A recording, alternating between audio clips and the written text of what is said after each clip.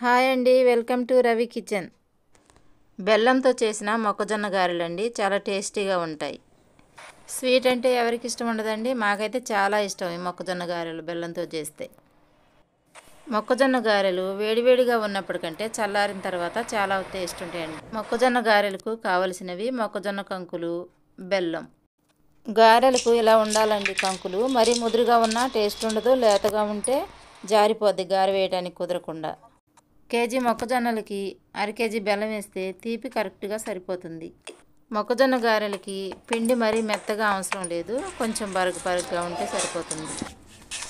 కొంచెం ఓపిక చేసుకొని పిండి రోట్లో రుబ్బుకుంటే టేస్ట్ ఇంకా చాలా బాగుంటుందండి.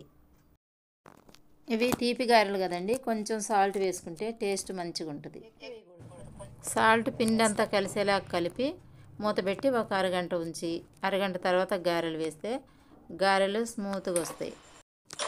నూనె వేడెక్కేంత వరకు గ్యాస్ స్టవ్ని హై ఫ్లేమ్లో ఉంచండి, తర్వాత మీడియం ఫ్లేమ్లో పెట్టండి.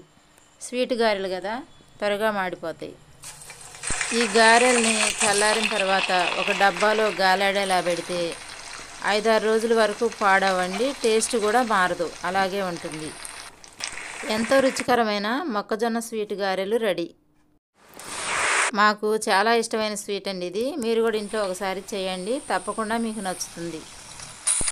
ఈ స్వీట్ మొక్కజొన్న గారెలు మీకు నచ్చిందా లేదా కామెంట్ రూపంలో తెలియజేయండి. Please like, share, subscribe my channel. Thank you my subscribers.